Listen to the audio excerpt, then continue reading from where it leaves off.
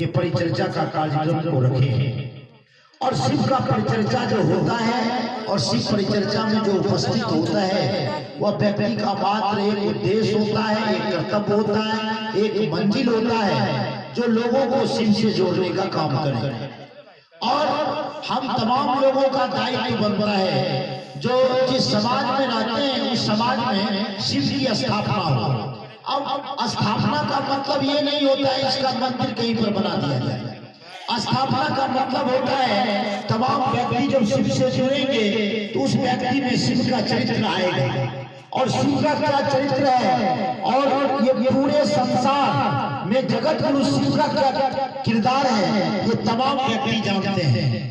जो वह इस समाज का, इस व्यक्ति का, इस जगत का कल्याण के बारे में सोचते हैं, इसीलिए उनका नाम शिव पड़ा है। शिव का मतलब ही होता है कल्याण, जो समाज को कल्याण करे, व्यक्ति का कल्याण करे। अभी हमारे बीच भाई न्यूटन जी इस भजन को आप चेतना भजन कर सकते हैं या जागृति फैलाता है, चेतना फैलाता है। और बड़ी खूब भजन से पहले इन्होंने शब्द का प्रयोग करते हुए और समझाने का प्रयास किए। वो तो बहुत कम होता है लेकिन इन्होंने लोगों के अंदर एक चेतना डालने का काम किया जो इस संसार में वास्तविकता क्या है, हकीकत क्या है। हम तमाम लोग जिस बाल बच्चे के लिए दौलत इकट्ठे करते हैं, हम तमाम लोग जिस बच्चे के लिए क्या नहीं करते हैं, वह बच्चा, वह पुत्र उस व्यक्ति के लिए क्या करता है ये तमाम लोगों को पता है। समाज में इसी बात का रोना है। आप लोगों को भली भांति ज्ञान होगा, बहुत ऐसे पिता हैं जो अपने पुत्र पर पंचायत बैठाने का काम करते हैं। समाज को जाकर के कहता है जो कि मुझको बेटा खाना नहीं देता है। मैं महाभारत की बात करता हूँ।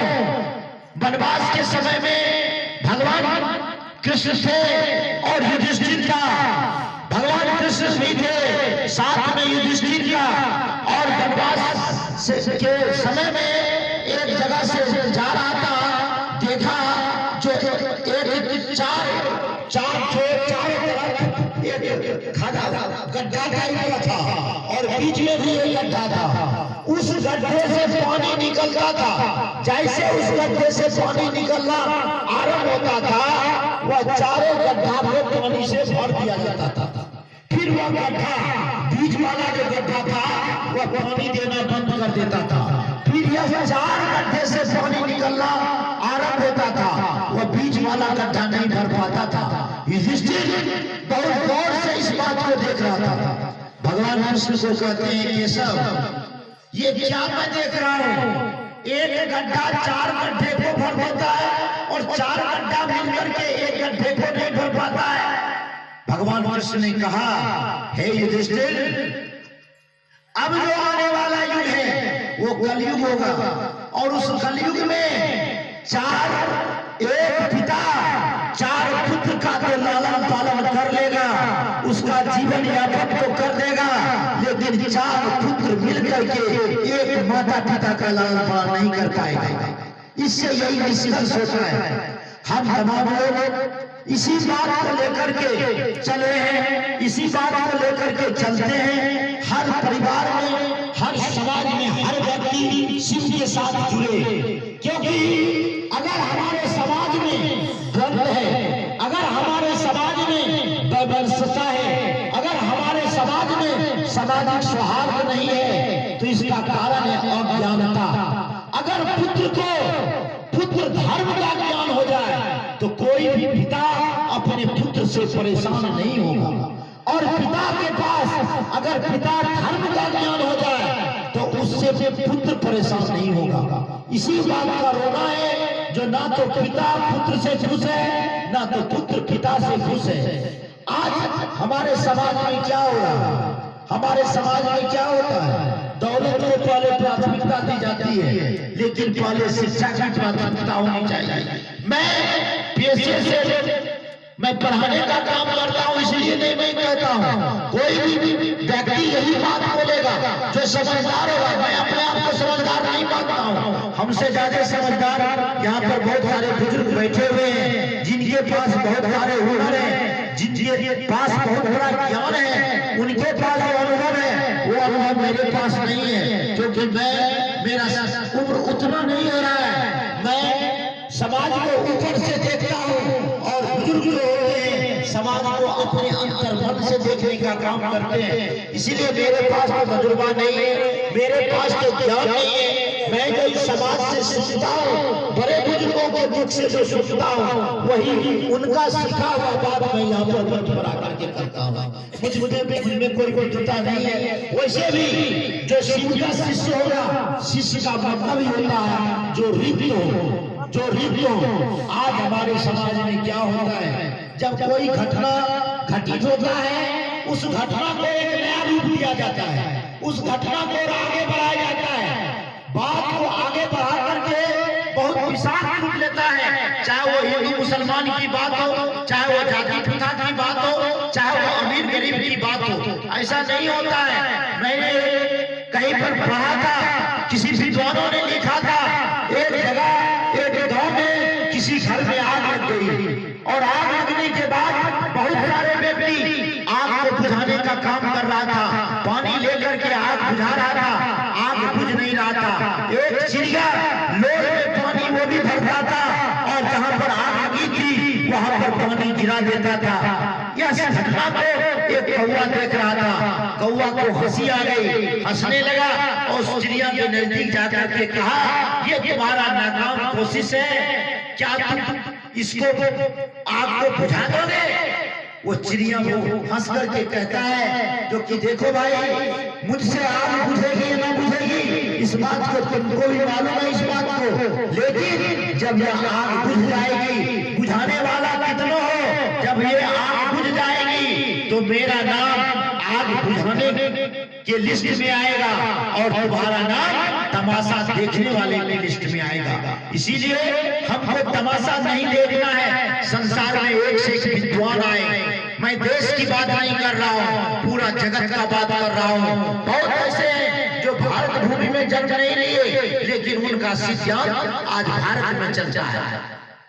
लोग उनके सिद्धांत को, उनके नीति को अपना करके आज समाज को एक नई धारा देने का काम करता है, एक नया रास्ता देने का काम करता है। इसीलिए मेरा कहना है, तमाम लोगों से आग्रह होगा, निवेदन होगा, जो हमारे कई पीढ़ी दर पीढ़ी भगवान शिव को पूजते आ रहे हैं, अभी भी हम लोग पूजते हैं, अभी भी हम उनको पूजा करते हैं, लेकिन ज्ञान की कमी है हमारे समाज में। हम लोगों के पास क्यों नहीं उस शिव को गुरु स्वरूप में स्वीकार किया जाए? अगर उस शिव को गुरु स्वरूप में स्वीकार किया जाएगा तो गुरु ज्ञान देने का काम करता है। आप अगर बीमार करते हैं, डॉक्टर के पास जाते हैं, वकील के पास नहीं जाते हैं। जब आप पर कोई मुकदमा कर देता है तो आप डॉक्टर के पास नहीं जाते हैं, आप वकील के पास जाते हैं। जो व्यक्ति को जिस विभाग का जानकारी है, हम उस कार्य के हिसाब से उस व्यक्ति के पास जाते हैं। उसी प्रकार अगर शिव को गुरु मान करके शिव के नजदीक जाएंगे, जैसे ही उसको गुरु मानेंगे, तैसे ही वो ज्ञान देने का काम करेगा। और जब हमारे अंदर ज्ञान आएगी, जब हमारे अंदर सद्बुद्धि आएगी, जब शिव ज्ञान देना आरंभ करेगा, तब हमारा भाषा बदल जाएगा, हमारा आचरण बदल जाएगा, हमारा व्यवहार बदल जाएगा। आज के जमाने में, आज के समय में जो युवा पीढ़ी है, उनसे जो बुजुर्ग है वो तंग है, तबाह है। युवा का चलने का रास्ता अलग है। आज हमारे समाज में क्या हो रहा है? चारों तरफ नशाखोरी का कार्य होता है, हर जगह लोग नशा पान करते हैं, शराब पीते हैं, तरह तरह। ये सत्संग में भी कहा जाता है, सत्संग के भी लोग इस मुद्दे को उठाते हैं। क्या ये जायज है हमारे समाज में?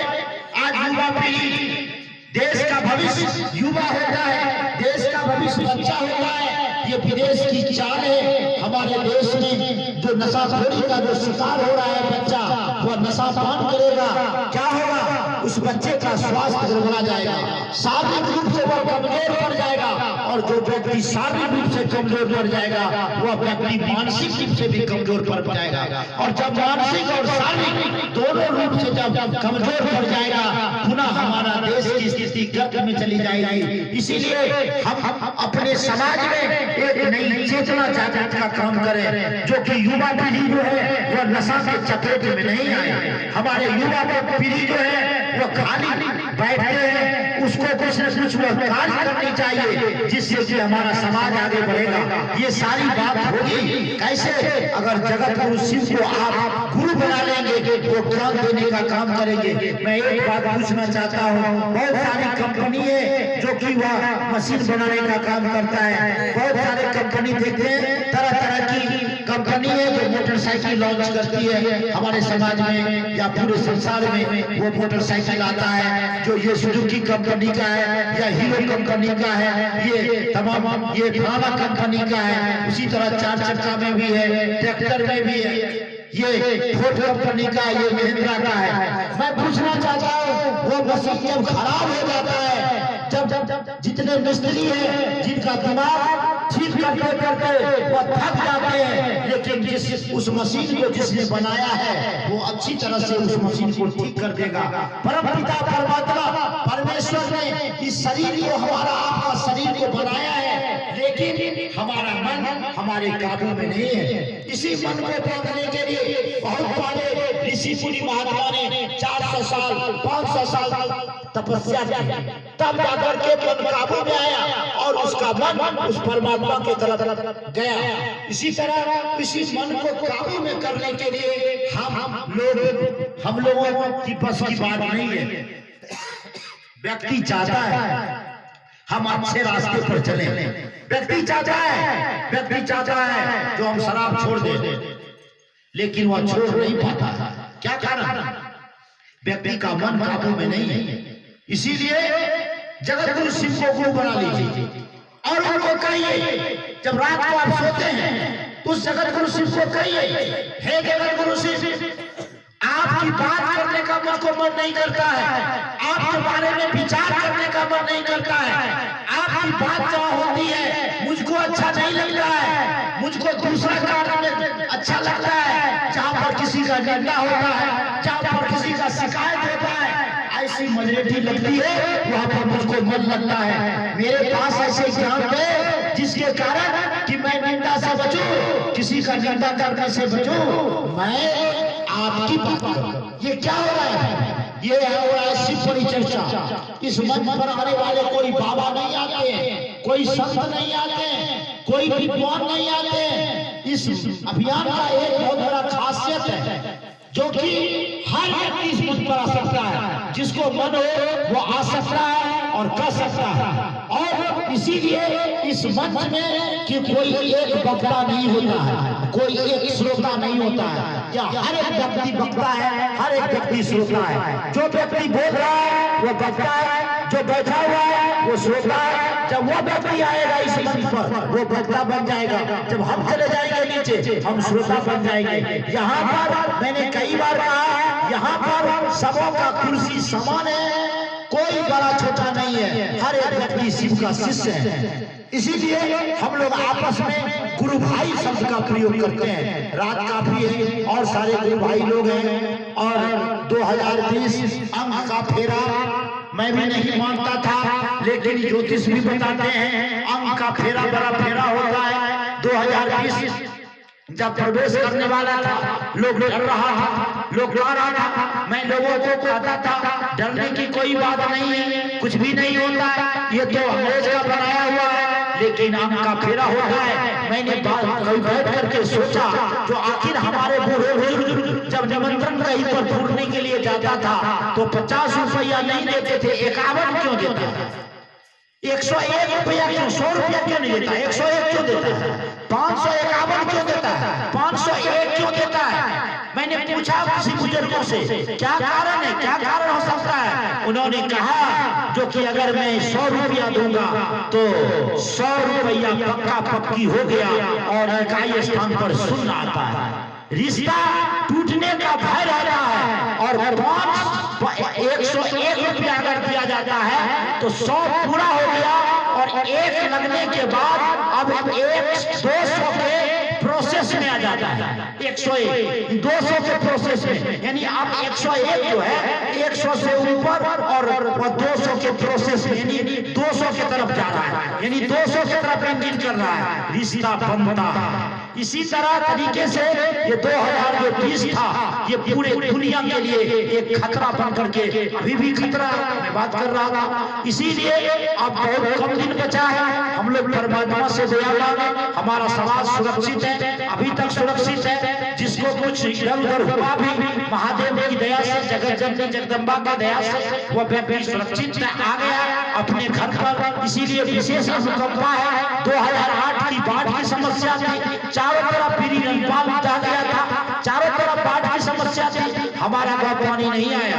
कुछ न कुछ हमारे गांव में धर्म है, कुछ न कुछ हमारे गांव के जो बुजुर्ग हैं उनका कर्म अच्छा रहा है, जो इस संसार से चले गए इस गांव के बुजुर्ग, उसका भी कुछ न कुछ कर्म अच्छा होगा। इसीलिए खतरा चारों तरफ से खटक करके घटना घटित हो करके वह गुजर जाता है, लक्ष्मीपुर नहीं आता है। इसीलिए मैं ऐसे बुजुर्गों को प्रणाम करता हूँ, अभी जो मौजूद बुजुर्ग हैं उनको मैं प्रणाम करता हूँ। इन्हीं उम्मीद और इन्हीं आशा और विश्वास के साथ मैं अपनी चर्चा को जगत गुरु शिव मैया वाणी के चरणों में शुभारंभ करते हुए विराम देता हूँ। पुनः आप तमाम उपस्थित गुरु भाई गुरु बहनों को प्रणाम करता हूँ। जय गुरुदेव, जय महादेव।